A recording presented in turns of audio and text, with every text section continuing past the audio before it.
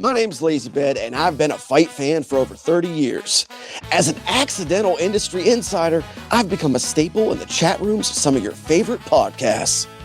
I'm DangerMouse, an Englishman by blood, a Yorkshireman by the grace of God, a dedicated, devoted, and often sleep-deprived casual fan who once upon a time did earn a black belt in Japanese Jiu-Jitsu. And my name is Austin, aka No Special, a former wrestler with a knack for all things grappling, who's not afraid of a fiery take or ruffling some feathers. Together, we combine our individual expertise to dive deep into the current events and ongoings in the world of mixed martial arts, the big and the small. This is the Weekend Roundup.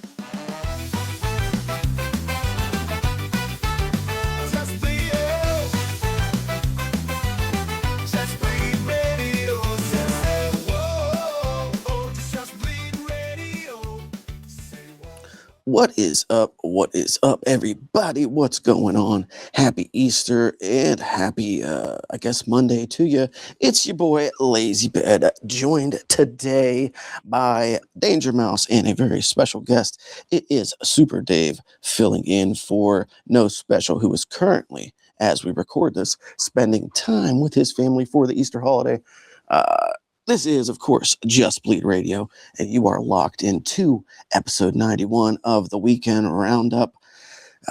Last night's fight night at the UFC Apex has concluded, and whether we like it or not, we are here to cover the events that occurred, at least some of them. So let me bring in my guys. Let me bring in my boys first. Danger Mouse, what's going on, man? Happy to have you here. Yeah, it's all good, man. We had a hefty storm last night, called Dave as it happens, but it's all calmed down now. Had some fun watching the fights. Did somehow wake up with, I don't know, can't call it a hangover because I didn't really drink that much, but I don't know, didn't feel too great today. But yeah, all ready to talk some fights. Talk some fights we will, and hopefully we can get through this and feel better on the other side. And as I said before, with Austin indisposed, filling in and stepping in today is our producer extraordinaire, the editor to the stars. It is Super Dave. What's going on, Dave? Not much. Happy to be here. Yeah. I think we all seem to have the same level of enthusiasm, so let's buckle up because this could be a bumpy ride. We're gonna start today. We're not gonna do these in any particular order, I guess you could say, but polled the guys beforehand, and we decided on a couple of fights that we felt like we needed some discussing today, and we're going to begin with the women's bantamweight bout between Alice Pereira and Haley Cowan. Of course, this one would go down quite early in the night. I believe this is one of the earliest prelims of the evening. What's the fourth? Was this the fourth bout? Yeah, this was the fourth bout. So yeah, Alice Pereira makes her second attempt at winning a UFC fight after failing. Or did she win against? I can't remember if she beat Montserrat. She lost a split decision in her last fight. Yeah. That's what I thought, yeah, to Monty Rundown. So she makes her second attempt at picking up a UFC W, and this time she actually does. She gets it done at 4 minutes, 24 seconds into round number 2 with a pretty vicious knee to the face of her opponent here, whose name is slipping me, Haley Cowan. Yeah. Dana White's one of his favorites for reasons we don't have to discuss, but so she manages to get it done. The very young, the very long, lanky, golden girl, as she is so called, gets the big win here, gets the finish. Women were kind of on fire last night. So, Dave, you want to go first on this one?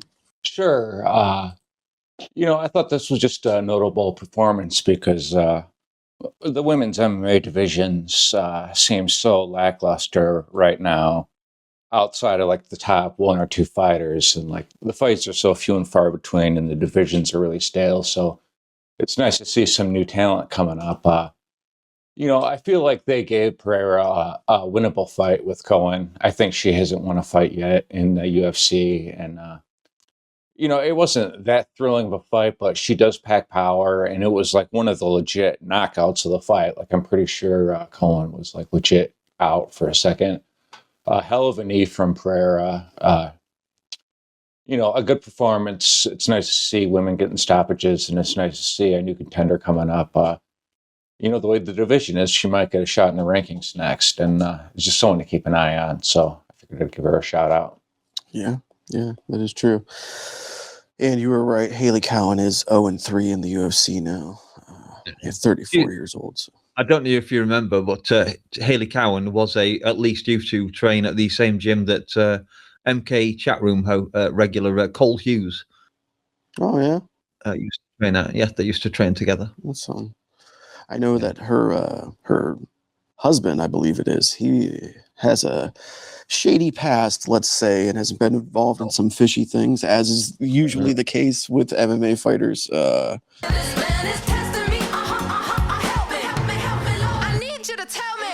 Yeah, you look into Haley Cowan's husband if you want to check that out. But DangerMouse, what did you think of this fight? It's pretty surprising the way that that knee came up and just connected with Cowan's chin out of nowhere, really, because it didn't look like Pereira really had to even try. So, what did you think of this fight?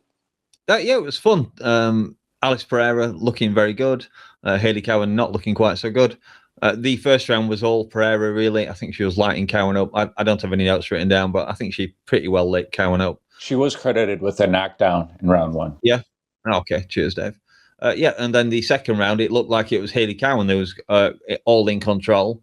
She had her down. Pereira didn't really seem to be able to do very much about it, but she wasn't getting completely mauled or anything. And then the next thing you know, I think, 50 seconds left to go, she managed to get to her feet, and then just, I don't even know if it was a jumping knee. She just threw a knee up, and it might have been a jump. I'd have to go back and look at it. But yeah, literally knocked the snot out of Haley Cowan. You can see it fly across the cage. Pineda, she just leaps in with this left knee right on the jaw, and you see Cowan. And she hits the floor before the snot does, as someone in the MCM chat pointed out last night. Yeah, fantastic finish for Pereira. She's very young. She's got a long way to go, and there's plenty of time for her to get there. And yeah, it's not the biggest division in the sport, but yeah, nice to see a young talent that looks good. Mm-hmm. Extremely young. Also, she did she did present what I've judged as Brian Campbell's favorite moment of the entire fight, which I posted on the Discord. So maybe Dave will steal that. I don't know.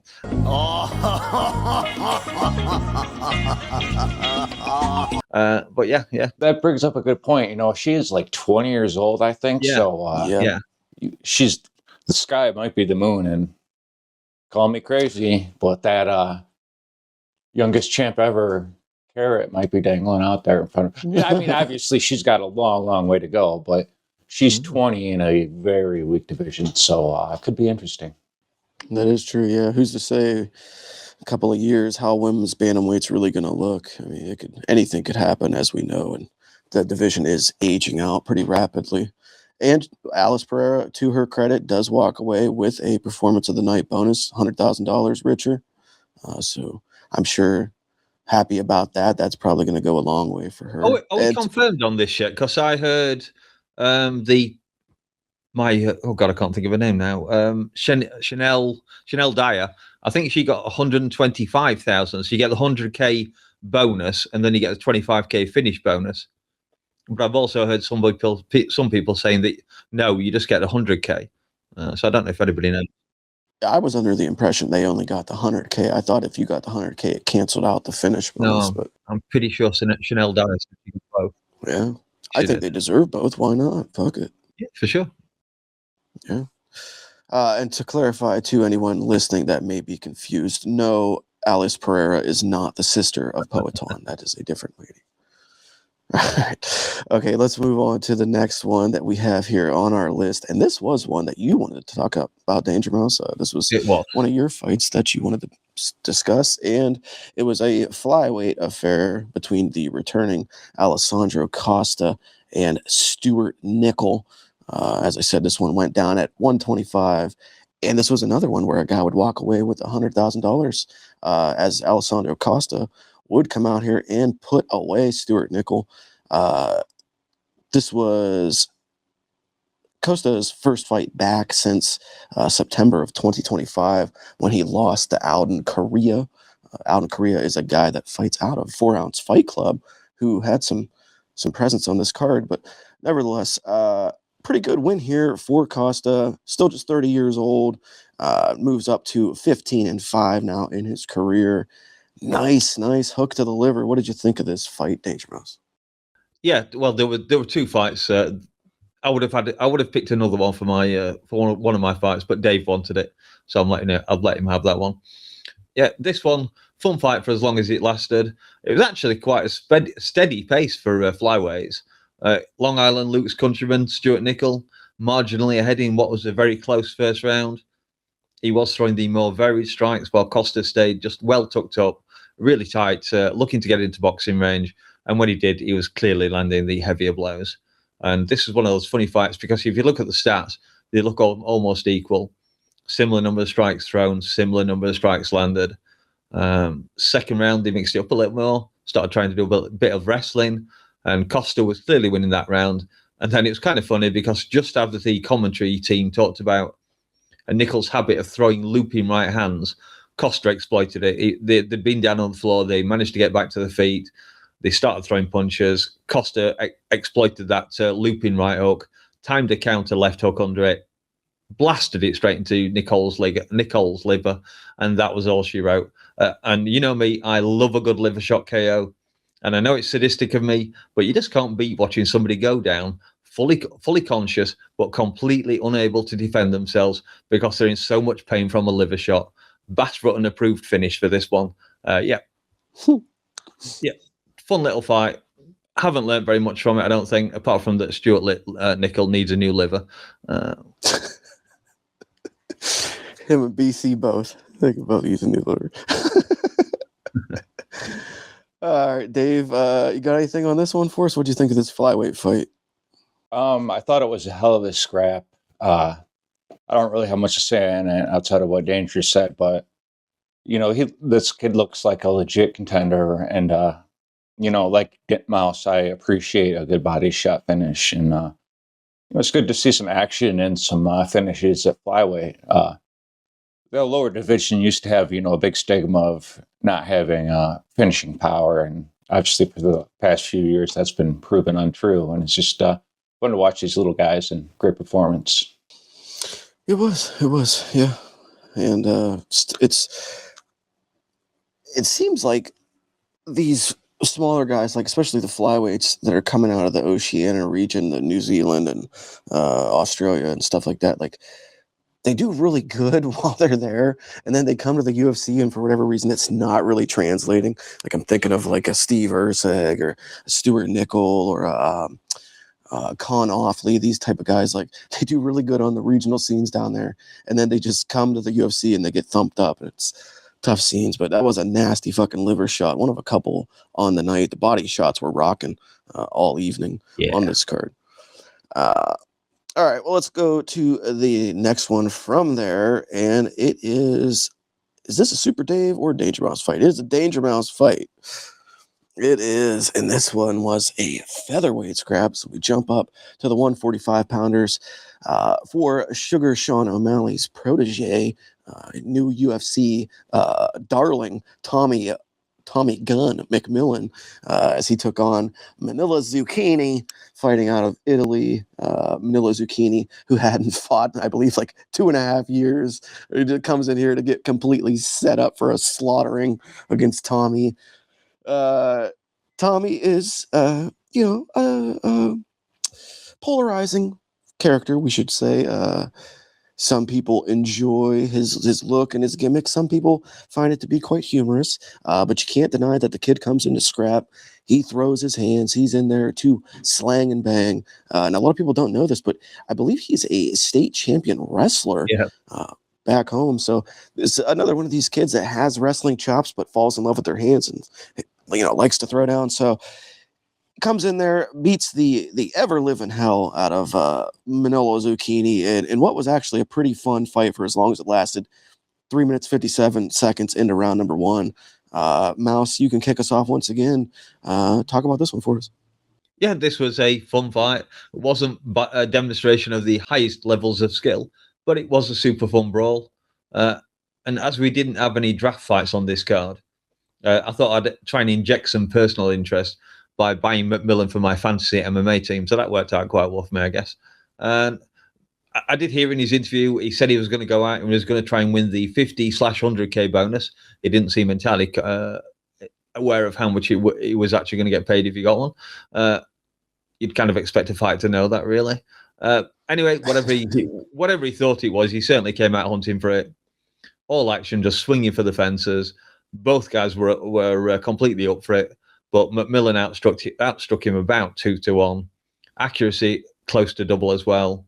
And yeah, is McMillan wide open for getting countered by someone like, I don't know, Kevin Vallejos? Yeah, sure. But he's still very young. He has time to mature. And as Lazy's already mentioned, he has the wrestling chops. If things start to go badly in a fight and he needs time to recover, he can at least grab hold of his opponent and do something. We might be looking here at the featherweight version of Justin Gaethje. Somebody who's actually really, really competent, but just never uses it. But I think he has got a few submission wins on his record. I'd have to go back and check. But anyway, fortunately, he does seem to have a pretty good chin. He did have it tested a few times by Zucchini, I think. And yeah, he's not afraid to go in hard on the mic. He is, as Lazy suggested, he's going to split opinions. He is a mate of O'Malley, so the Dana White privilege is going to be talked about, I would guess. And he might actually be what the UFC thought they had with O'Malley. He's probably better on the mic than Sean. And I'm guessing he'll attract the same kind of fans, i.e. the young crowd. And younger fans never really made much of a difference, I don't think, in the pay-per-view era. But with the Paramount deal, it's much easier for them to make an impact, just social media presence.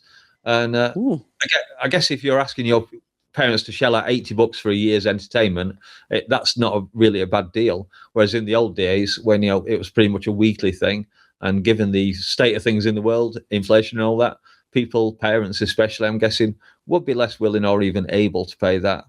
So yeah, he's a young star in the making. He's probably going to get knocked out the minute he runs into somebody who can eat his punches. But he's dangerous. He started that KO with a knee, I think, to chest, kind of dragged the guy down and then just beat on his head for a little while until the ref stepped in. So yeah, he's dangerous. He's going to be fun. He's probably not going to keep an unbeaten record. But yeah, interesting. Oh, and he also said he wants to fight another 3 times this year, which would be fantastic for me if he does. I'm starting to wish I'd drafted him now. I also heard Jen Michoud suggesting that he should fight Curtis Campbell next, which would be fun. Would be interesting for you. I would admit. And you'd actually have the option for wrestling as well, because Curtis Campbell is a decent wrestler and BJJ guy at the very least. Yeah. Could be a fun fight. Not sure I want to see it, but it could be a fun fight. Anyway, make it next year, maybe. Yeah, that would be. I was gonna say that would be interesting for you, especially if you had him on both your, draft team and fantasy team. Well, I have both those guys on my fantasy team. So. Oh, okay. Yeah, I didn't know if you had them both on that one. Yeah, that would be something. Tommy Gunn definitely he's going to get that O'Malley rub. He's going to get the added benefit of having O'Malley there in his corner and at his pressers and whatever the case may be. Like, that's going to give him a definite boost in the social media department. And again, whether you like the kid or not, I can't remember who pointed this out. Somebody pointed this out in the media this week. At least he's making you feel something. It might have been Oscar Willis, but at least he's making you feel something. Like, either you really like him, you think he's cool and edgy, or you think he's a complete doofus idiot. But one way or another, you're going to tune in to either see him win or lose. And hey, give him the credit. Up until this point, he's doing all the winning and none of the losing, up to 10-0 now, so remains undefeated. The part that I remember most about this fight is the lump that he left on Zucchini's fucking eye, that big egg that he had.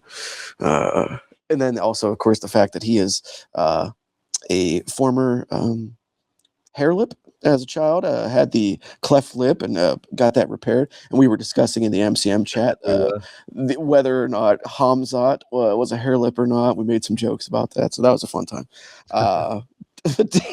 Dave, what did you think about Tommy Gunn here and just putting a beating on this poor Italian that hadn't fought in 3 years? Well, the first thing I have to start off with is I kind of disagree with a lot of what Mouse said there. I don't think this guy could be at all what the UFC thought O'Malley would be, unless we're talking about his skills on the mic. Like, O'Malley is actually a really clean striker, a very talented striker. And he has been most of his UFC career, and I'm not seeing that from this guy. I mean, he's got power, but he looked kind of wild. I hated just about everything about this fight. I hated the placement on the card. This guy has never fought in the UFC before. He's placed midway up the main card over lots of other big names. He's fighting some bum that I hadn't even ever heard of. This guy has no wins in the UFC. He was set up to win. He did the cardinal sin of asking for the bonus, and they give him the bonus. And they give his opponent, they give him the fight of the night bonus, which is just insane. There's plenty of other good fights on the card. Yeah. And why are they giving Zucchini, 100,000? Like, he's winless. Like I said, he went in there to lose and he lost. Like, that doesn't deserve extra 100K. I don't know. He did sound like he was kind of good on the mic, but I didn't really have the volume up. And to the rest of you, the non-believers, the underachievers, the tweet and deleters, y'all make me sick to my fucking stomach, fam. Look at my eyes. You guys want to do something about it? Let's go, Mafia, motherfucking move, baby! Lazy said he'll make you feel something. The only thing he makes me feel is nostalgia for Toadstool and the old Mario games with that freaking hair he has. But, he's kind of an exciting fighter. I guess the Gaethje analogy isn't that bad, or isn't bad. If he's a good wrestler and stuff. But, I think Gaethje fought Michael Johnson in his first fight in the UFC, the greatest and worst lightweight in UFC history. And Manolo Zucchini is not that. So I'm not sure how far he's going to go. I didn't see anything that really impressed me. Chaos. Yeah, I like chaos, but it's just... Didn't you hear Tim Welsh? That was all he was shouting. Oh, no, I had the volume down. Yeah, Tim Welsh was just shouting chaos. Just obviously just go forward and try and knock his head off. So he did his job. He did what he had to do. But I hate that he got the bonus. I hate the placement and all that. Yeah, we'll see what's next. I don't know. He's not. He's okay to watch. There was a lot of other things about the fight that put me off. But I don't think he hangs at all with the more elite talent at 145. But he's not even close to that level of fight yet, so we'll see what's next. I'm not disinterested. A lot of this stuff doesn't have to do with him as far as his placement on the card and him getting the bonus and stuff. But that's all the UFC matchmakers doing. But I have to tell Tapology to change their photo of him as well, because in their photo he's a clean-chested, short-haired guy. Looks like butter wouldn't melt in his mouth. And when I went back, because I was looking for this guy, and I was what? He's got all these tattoos now? Fuck, I didn't know that. But yeah.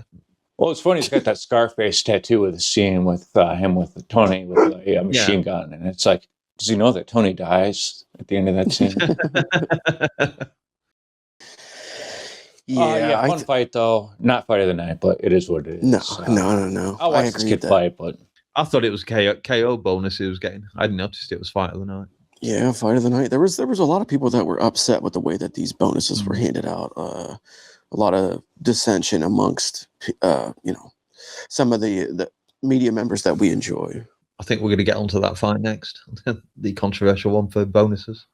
Yeah, indeed. The next one was a bit controversial as far as bonuses go. Again, this was probably my favorite fight of the night, if I'm going to be honest with you, and probably the fight that I felt taught me the most about anyone that I was looking to learn about on Saturday night. And that fight was a bantamweight fight between the returning Ethan Ewing and Rafael Estevam. Very, very fun fight. Although it was kind of one-way traffic, this was a fantastic showing on the part of Ethan Ewing.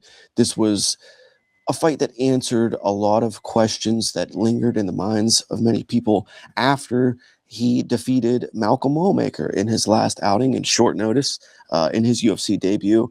He came in here against a guy who was no slouch in Estevam, previously undefeated, a pretty tested commodity. And I think that a lot of people wondered, was that night against Malcolm Wellmaker kind of a one-hit wonder? Was that a performance that he was going to be unable to replicate? And I feel like he really replicated that and more. I think he showed a more developed game. I think that he showed that even in this short time since that Wellmaker fight, he has continued to make improvements. And I think that a lot of people are pretty high on this kid, and rightfully so. We're going to go to Dave first on this one. Dave, this one goes 3 rounds before Ethan Ewing ultimately is able to land yet another liver-quivering shot to the body that ends a fight. But pretty much from pillar to post, from bell to bell, this was just Ethan Ewing styling on a tough opponent, like I said. So talk to us a little bit about the fight. What did you think about Ethan Ewing here? Well, I tell you what, I went into this fight picking Esteban because I actually had a lot of faith in him. And I didn't think Ewing's fluky, or his win over Wellmaker was fluky, but I kind of just thought that maybe Wellmaker wasn't that guy and Ewing got the win, and I expected Esteban to beat him. And, you know, I didn't put that much credence in it, but it turns out I was wrong.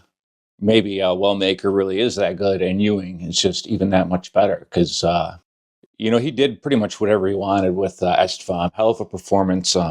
Esteban did miss weight, but I didn't think that was the problem there. It was, you know, just I thought Esteban actually looked good. It was just a skill differential. You know, Ethan calls himself Professor Finesse, I think it is, and I'm not too high on that nickname. Professor Finesser. Professor Finesser, but, you know, Professor is a good nickname for him. He's certainly got great fight IQ, real big brain. I was kind of on the fence when I picked him for the bleeder. I think I picked him for the bleeders, but he might end up being a great draft pick for him, and he's going to be a real threat in division. Just excellent striking. He did what he needed to do everywhere. You know, Esteban had some really good takedown attempts, and Ewing just like shut them all down like really fast. You know, he saw everything coming, and like every takedown attempt, just about, he also made Esteban pay for it. Like physically, when getting up, he'd kind of punch him and stuff. And, you know, right now, Ewing looks head and shoulders with a lot of his peers as far as newcomers to the division. I know what you did there. I know what you did. Yeah, I saw that. What do you mean? No, like, he's a heck of a fighter. He was taunting a lot in round 2, and I didn't really like that because I thought he could have possibly finished him in round 2. But, you know, what do I know? Because he ended up getting the finish in round 3, and just a great job. Can't wait to see what's next from him. Yeah, thank you for pointing out, actually, that he is a part of Team Bleeder, because I had honestly forgotten that. Yep, me too. Fantastic job. Yeah, shout out to you, Dave, for picking Ethan Ewing for Team Bleeder. He does rack up here, and this is where it circles back to what you mentioned, Mouse. Kind of questionable that Ethan Ewing didn't get a bonus here. I think maybe he was deserving of one. And that would have racked up the points a little bit more for Team Bleeder, but they do get 25 fantasy points for this win. Pretty big deal for them. This was actually Esteban moving up from flyweight. This was his first fight after missing several times at flyweight, moving up to bantamweight, and he missed at fucking bantamweight. Yeah, sure did. He's a new John Lineker. He's a new John Lineker. So yeah, Mouse, another body blisterer, a rib roaster. You love the body shot knockouts. Talk to us about the performance here of Ethan Ewing. Yeah, like Dave said, tricky fight for me to pick. I don't like picking against unbeaten fighters, but as we've just discussed, Esteban has missed weight for a 3rd time in 3 fights. And Ewing, of course, famous for beating my 6th round draft pick, Malcolm Wellmaker, last year. He did beat Wellmaker on just a few days' notice as well, although that was at 145 pounds, again, because it was just a couple of days' notice. But at that time, Ewing was working on a building site, and nowadays he's now a full-time pro. And we saw him eat Wellmaker's best shot, so we know he can eat a punch. We know he has a chin. And although I wasn't super confident, I did eventually decide to go with Ewing. I thought he would get a decision, but as we know, he finished it. For round 1 was the closest round. But after that, certainly it was all Ewing. He was the busier, the more accurate. He did work Esteban's body a few times through the fight. And yeah, because I didn't know where I was going to put this in the script, I have the same line as before. Yeah, sadistic, I mean, I know, but you just can't beat watching someone gone down fully conscious, but completely unable to defend themselves because they're in so much pain from a liver shot. Again, Bash Root approved finish and Dakota Ditcher approved finish, I would guess. My girl likes a liver shot too. Yeah, great showing from Ewing. And it's pretty cool because not long ago he was fucking fighting in Uriah Faber's A1 combat. Well, he's a zero killer now, isn't he? He took Malcolm Wellnick to zero. Now he's taking Esteban's zero. Yeah, and he pointed that out. He even said that afterwards, after the fight. He said, I've been waiting to say this. If you got a zero, I'm coming to take it.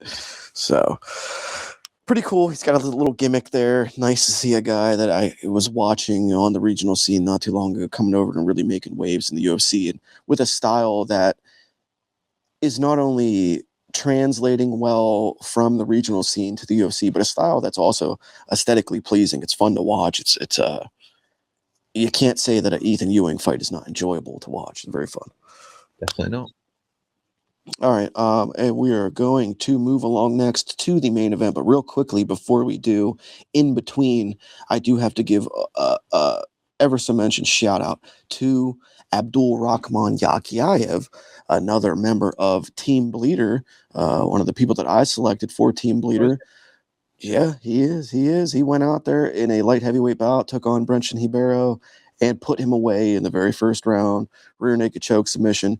I saw some people, Long Island Luke at the main card minute, saying that they didn't think that Yakiayev looked that good.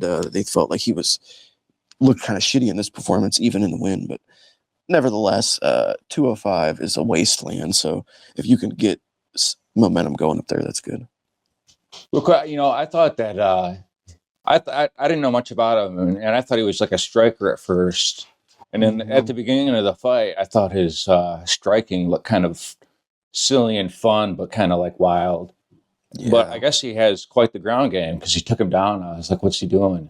But then, he manhandled him and got the sub. So that's a nice performance from your guy. Team Bleeder is coming on well then in the draft. That's 50 points. That's gonna put me in third place, knocking Dave and Austin out of the way. And they've got Lupe Godinez fighting next week, and I think Walter Walker's fighting fairly soon as well, isn't he?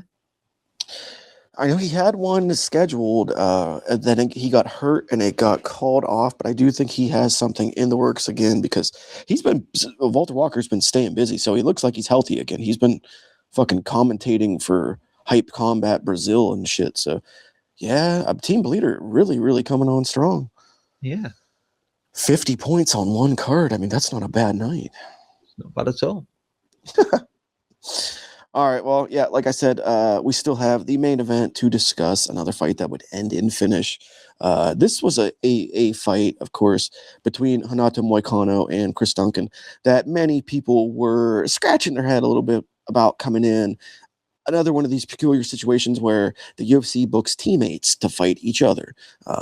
Not just teammates, but guys that have trained very closely, guys that were spending time sharing saunas together in the build-up to this fight. So a strange set of circumstances, but these things happen in MMA. Sometimes teammates have to fight one another. So we were worried, maybe we were going to see a slow fight. Maybe these guys were going to kind of take it easy on each other. That ended up not really being the case. After a somewhat uneventful first round, things started to change. Business started to pick up in that second round. And ultimately, it was Renato Moicano kind of having his way with Chris Duncan.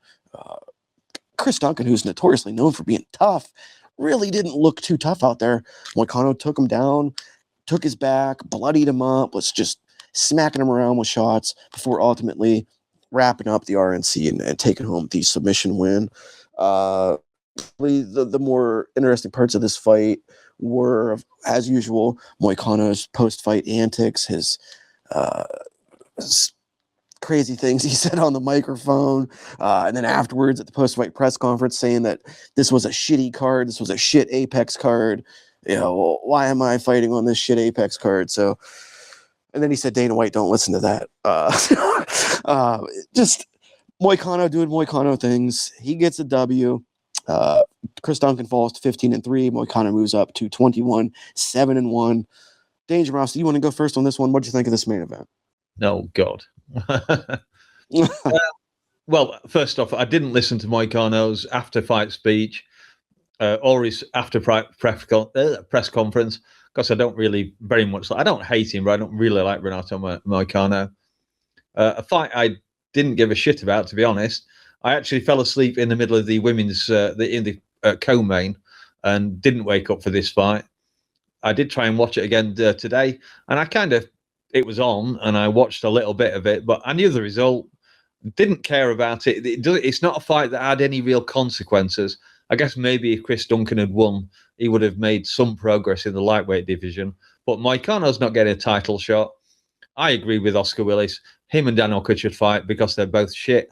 And I didn't care about this fight. I don't care about this fight. I don't really have anything to say about this fight. It happened. That's all I can say about it. This was not a good main event. In all honesty, the women's fight before it had more consequence in terms of UFC advancement than this fight did. But yeah, it happened. Chris Duncan lost. I picked Chris Duncan. Dave actually announced before the fights happened that these two had sparred together, and Duncan had actually admitted that Moicano used to piece him up all the time. Yep. And I tried to jump on Tapology, and I was debating whether I should change it or not. But I couldn't find the edit picks button. It wasn't there for some reason, despite the fact that it was still telling me I had a few minutes left to make changes. But whatever. I ended up, obviously, I went for Chris Duncan. I didn't get that one right. I still wouldn't have. Well, I'm sure we're going to get to Tapology later, so I won't give any spoilers away. Yeah, a fight happened. One guy won. One guy lost. There we go. I don't know what else I can say about it. That's the excitement level I have for that fight. There were tons of better fights on this card in terms of action, and I know we got a finish, but there were other better fights, and yeah, don't care about it. Sorry. Yeah, it was a strange one. It was a peculiar one, especially to be slotted into the main event. Like we have covered already, all the circumstances surrounding it. It didn't really make a whole lot of sense to be put in the fucking spotlight, as the top fight on the card. But kind of weird that if you're Chris Duncan, why do you even take the fight against Moicano, knowing like this guy beat the fucking shit out of you in the gym? You're going on a nice little run. He's your teammate. You have all these things mounting on the side of the cons to accepting this fight. So it just feels to me like maybe he kind of got pressured into taking this fight. Like, I know if I was him, I wouldn't have wanted it. I would have wanted something else. Maybe Moicano was all for it because he knew the outcome before it started. But the whole entire thing played out like a foregone conclusion, and that's how it felt. And this was another fight that had a lot of strange line movement in the betting world coming into it. A lot of late money came in on the Moicano side. So I think a lot of people kind of anticipated this result.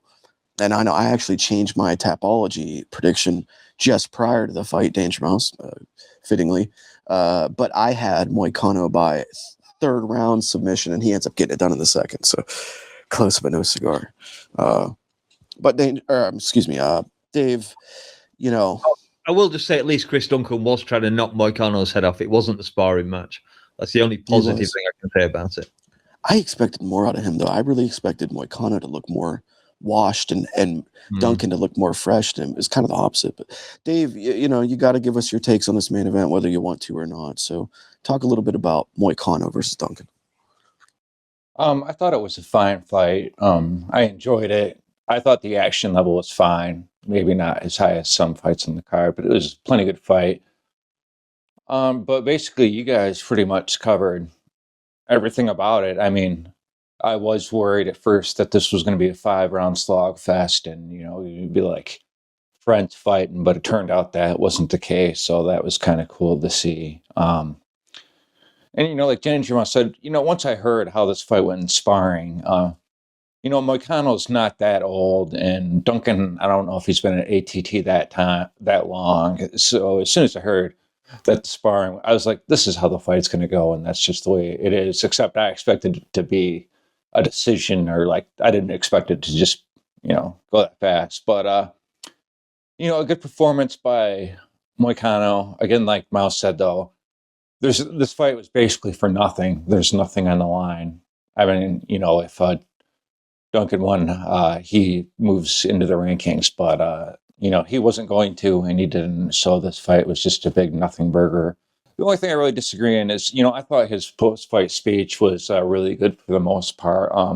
It is Easter. Happy Easter to everyone listening. What better time to shout out his Lord and Savior? And I figured it was very on theme. And then in the post-fight press conference, he was right. Why is he on that card, on that shit card, and all that? And Hooker is actually a fun next fight for him. They're both kind of going to hang around where they're at. And this fight was just a little entertainment, but nothing for the division. So, fine fight. Shouldn't have headline. Is what it is.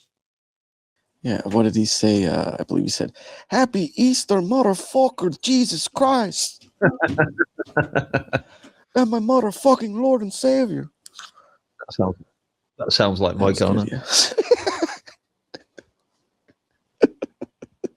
Oh, shit. All right, guys. Well, if you have come this far and you've made it this far into the program without shutting us off or getting annoyed by us, you know what to do. You should hit that thumb, give the video a like, and subscribe to the channel if you haven't already.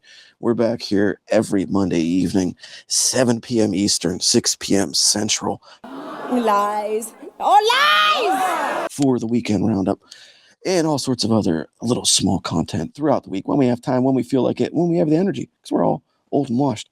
Anyhow, we have got one more segment to get to, at least one more segment to get to before the day ends. Yeah. And this, of course, is the old standby.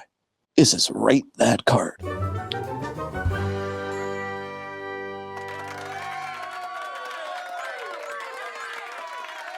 Do you want me to go first? Yeah, sure. Why not? Usually I have to pick, so I'm glad you volunteered. Go ahead and go first. Jumping in first, so you can't say I avoid it all the time. Yeah, this was up to the co-main event where I fell asleep, which was like 3:30 in the morning for me. This was a fun card. I enjoyed it all. I know Lazy wasn't quite so keen on it, but I was glued to most of these fights because stuff was happening in them. There were KOs, there were knockouts, submissions. We had that strange kick, which we haven't discussed, which I don't think was a foul at all.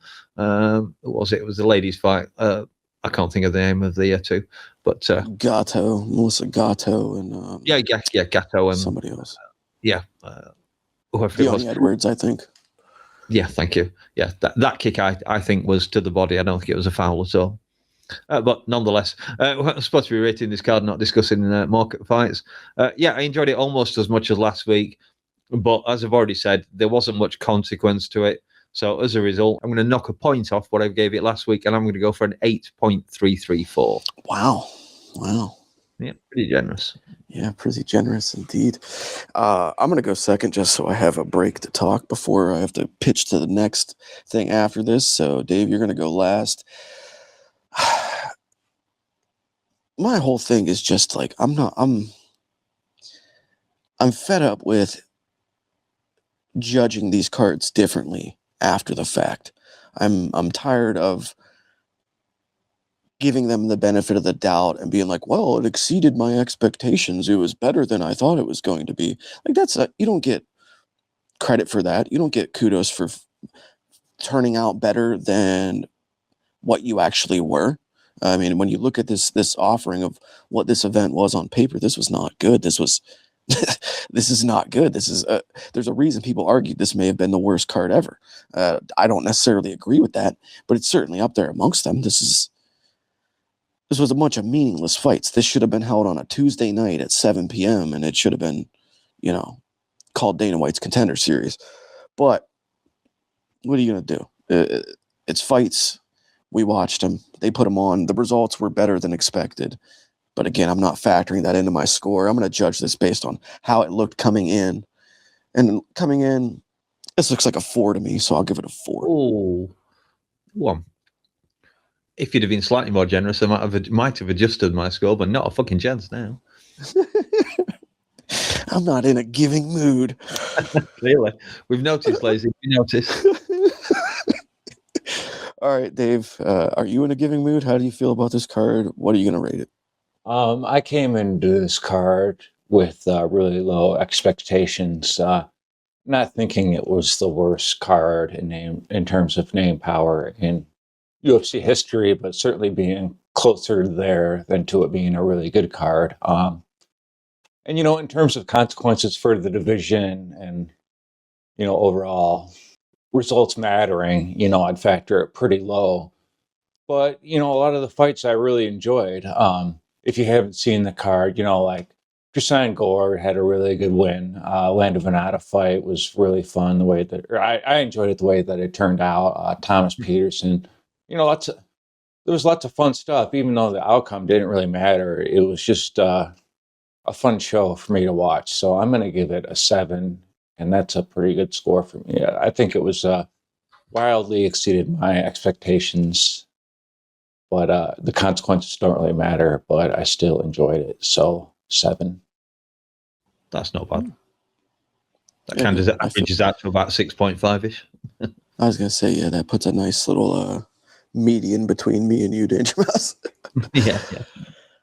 All right, yeah. Well, we got one last thing to do, and it was the beginning of the new quarter for the JBR Tapology League. Quarter 1 wrapped up this past week. And what do you know? The man that won quarter 1 comes out swinging, and he takes week 1 of the second quarter for the Tapology League. That man is Daz Rikio, straight out of Hawaii. Big Daz. The Hawaiian tsunami, as I've taken to calling him. And in second place, you always seem to be right around second or third. Usually, DangerMouse, it is DM holding it down for JBR, making us look somewhat decent in our own league, coming in second with 665 points. I don't do bad for a casual. Somebody said that in, I think it was the MCM chat that last night. They were like, how is DangerMouse continually in the top 3 like every week? He watches all the fights twice. He's not a casual. He's telling lies out here. All right, and to round us out, the top 3 for the week, kind of another regular and a guy who's been doing pretty good lately. Another name you see in the chats, a couple of different aliases you might know him under, but here on the JBR Tapology, he is known as one Genghis Bong, who walks away with very, very close 660 points, just 5 points off of that second place spot. So. And you just 5 points behind him. Yeah. I will say that I only noticed actually. Congrats, Genghis. He did get 11 correct out of the entire card, better than anyone else. That is pretty commendable. Yeah. Daz. Daz. Yeah. Me second. With so also Shula. Maybe he's awfully smart. It's not like he's like a doctor or anything. He can't be that intelligent. Exactly, yeah. All right, well, yeah, and that was the Tapology leaderboard for this week. So if you guys haven't already, there's still plenty of time left in the year. As we said, we just started the new quarter. Things have refreshed. Now is the chance, your chance, and now is the opportunity to jump into the link in the description, hit up the Tapology group, join today, submit your request to join, and DangerMouse will be sure to approve you. So get in to the JBR Tapology. All right. Well, I think that's just about going to do it for the day. I believe we will be back next week with DM hosting for UFC Miami, which did suffer a slight change. But we got no time to get into that. But we'll be back next week for UFC Miami, as I said. So be sure to join us right back here on JBR. Until next time, I'm LazyBed. He's DangerMouse. And that was Super Dave. He's Dave. And we're fucking out of here. Yeah, let's get the fuck out of here. I need a drink. I had a whole page of Ethan Ewing head jokes, but I panicked. And so I didn't do like 80% of them. Still now. You're still recording? Nope. You know, Yeah, well, Dave's already kind of done it, but I don't want Dr. Daz dead wrong in us, because this was a catchweight bout, not a actual featherweight bout. Yeah, this Was was it a catchweight, or did Esteban just miss weight? No, it's listed as catchweight. At least It's on my copy on Wiki, at least it's listed as catchweight. Well, Ethan Ewing came in at 135.5, so he was on weight. Yeah, it's Rafael Esteban. Missed weight again. it was a bantamweight fight. It was listed officially as a bantamweight fight, and Esteban was fined 20% of his purse. And that's another good thing to bring up, because this was actually Esteban moving up from flyweight. This was his first fight after missing several times at flyweight, moving up to bantamweight, and he missed at fucking bantamweight. Go ahead. Sure did. He's a new John Lineker. He's a new John Lineker. And if you want to save yourself, there is only one name. Jesus fucking Christ, motherfucker. Jesus is king. I don't follow constitution, I don't follow laws, I follow the Bible, the rules. I don't kill people, not because somebody told me, the government, because God told me. 10 commandments. Be fucking loyal, motherfucker.